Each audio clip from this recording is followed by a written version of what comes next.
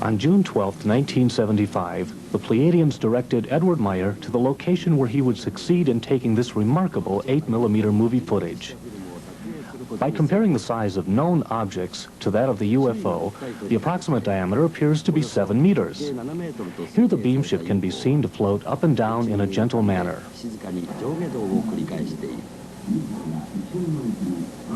But as we continue watching, we will soon realize that this film contains a rare sequence. The moment when the UFO disappears suddenly.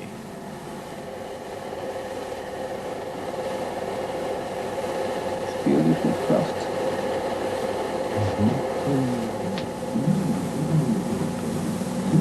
Meyer says that the beam ship can travel through multiple dimensions. We assume that this is that moment of transformation.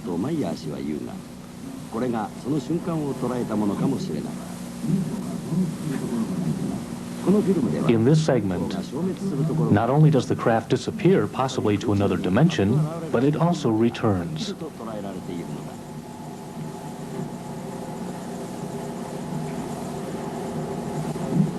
Next, the film is checked to determine if some type of trick has been used, beginning the examination where the object disappears and reappears.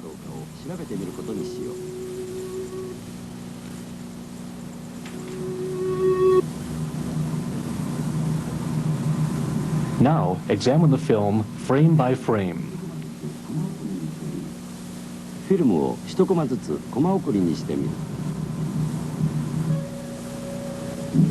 It is discovered that the actual disappearance occurs in only one frame, in less than 1/20th of a second.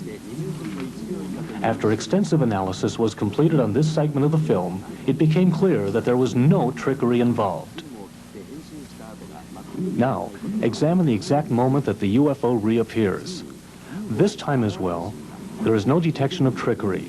Surprisingly, when the craft appears, the frame becomes very bright.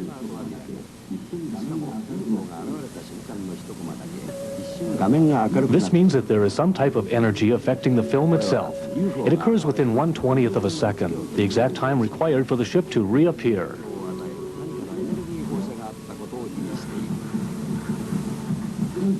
In June of 1975, Mr. Meyer set his 8mm movie camera on automatic, so both he and the beam ship could be captured in the same scene.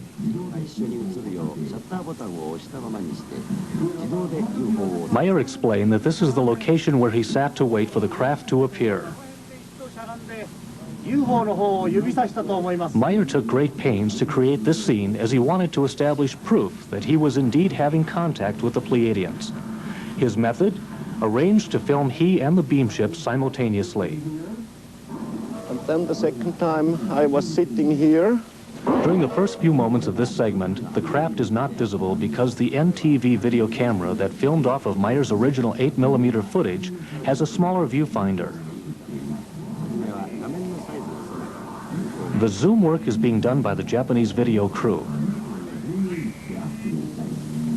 The small camera is set on automatic and secured to the tripod.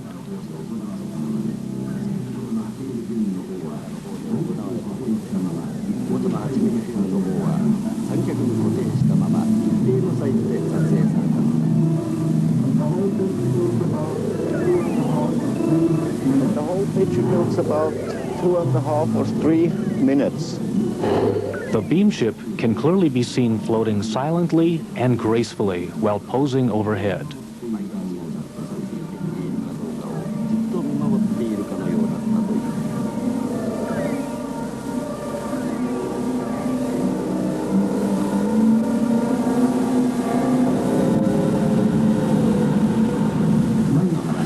Meyer says a strange calm prevails just prior to the appearance of the craft. Even the birds in the area stop their singing and movements, becoming very still and quiet. Perhaps it is because birds and animals have the ability to hear or have the sensitivity to detect the unseen energy or frequencies of the UFO.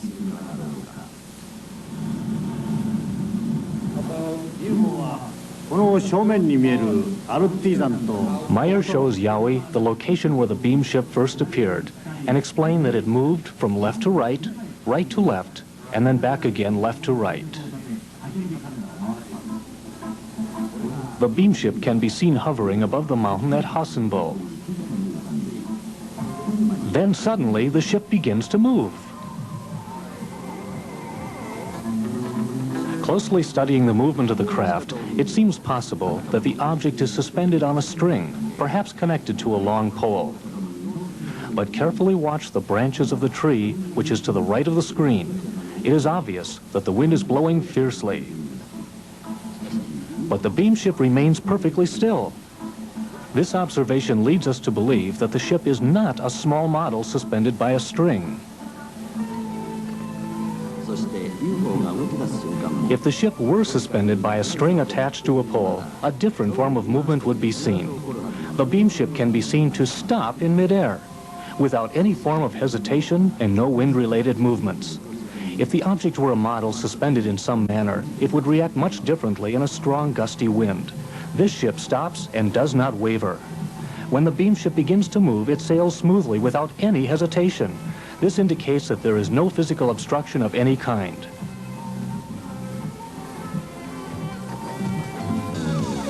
During a replay of the footage, a forward and backward movement will be observed as the craft stops, if it was suspended by something.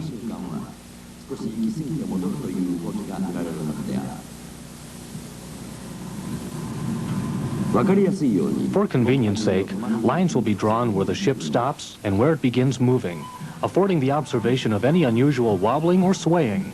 It is obvious that the beam ship stops abruptly.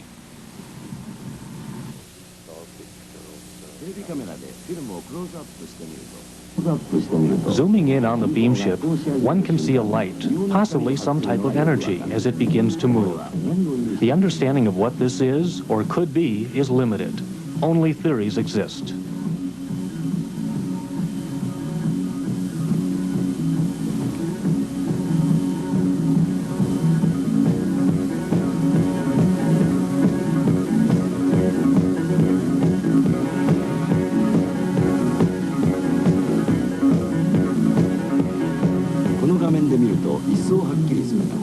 From the analysis of this footage, we know that there is a gusty wind, yet in contrast, the beam ship remains stable.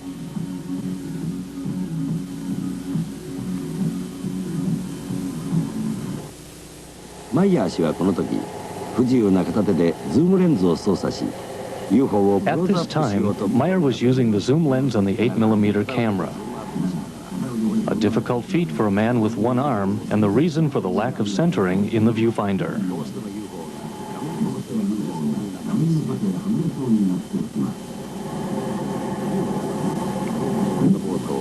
At times, the spacecraft emits a burst of light from the top of the cupola and the flange or rim of the circular object.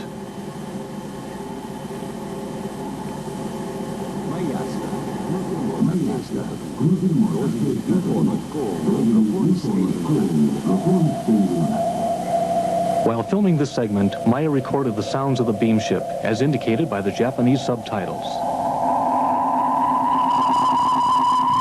この時、マイヤー氏が撮った UFO の音を聞くと、UFO が近づくにつれて吹きつけてくるエネルギーの風がマイクに大きな音を。Watching the footage and listening to the recorded sounds, one can readily determine that when the craft moves closer to the recorder, the strength of the noise increases, thus indicating the strong vibrational frequencies emitted by the ship.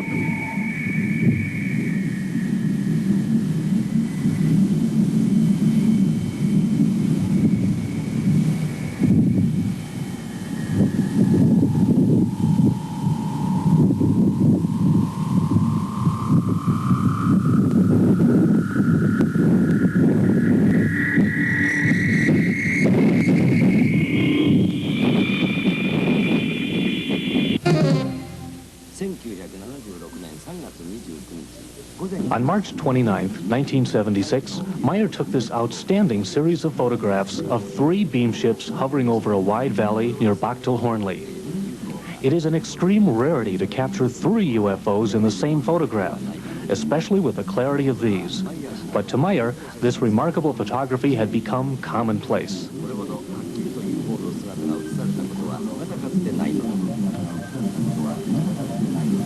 我々は UFO 編隊飛行の現場 The video crew hiked to the site where an old farmhouse stood near the edge of a steep mountain cliff. This is the location where Mr. Meyer filmed both still photographs and 8mm motion pictures.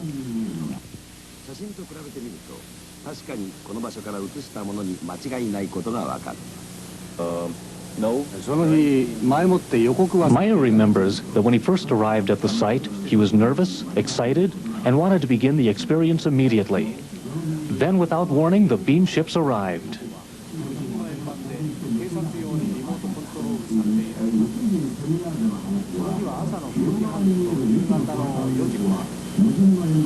As in previous segments, the ship is not affected by the strong wind currents. He also noted that they repeated the same stable movements exhibited in the past.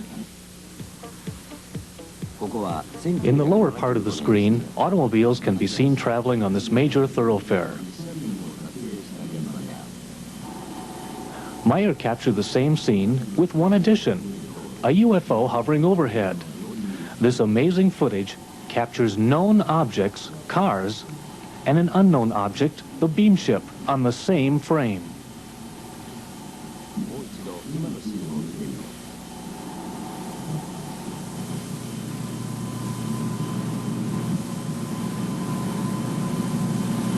Here, the Japanese utilized the freeze frame technique in order to determine the size relationship of the beam ship to the car.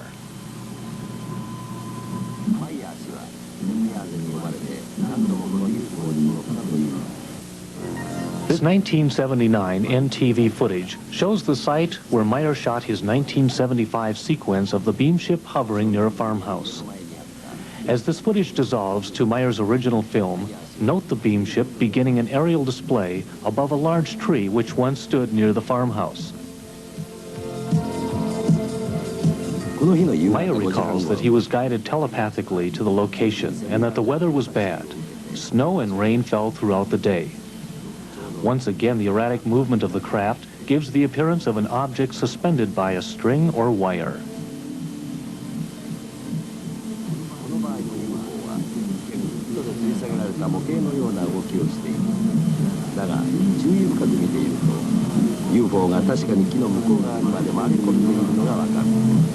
Close examination of the film clearly shows the craft circling behind the large tree.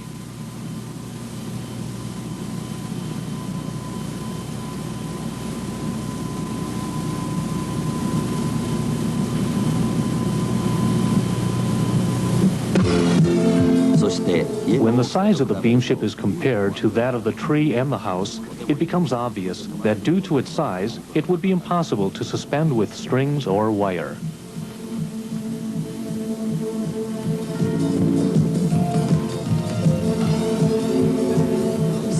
In addition, the top of the enormous tree can be seen to move as the craft passes over it. This movement can be attributed to the backwash of air created by the ship. Watch again. Once more, the branches can be seen to sway from the force of the beam ship.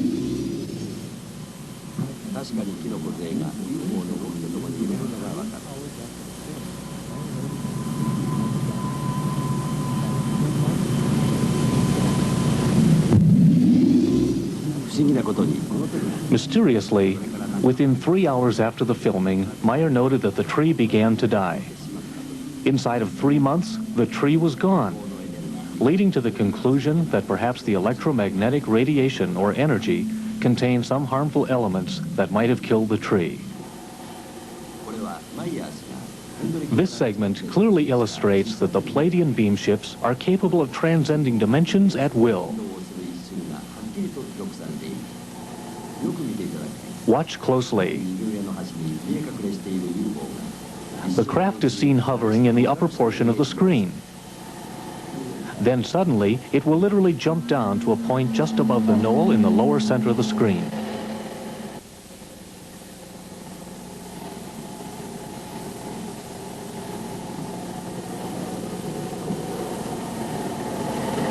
You see, if to chance, there is always like a flash coming on.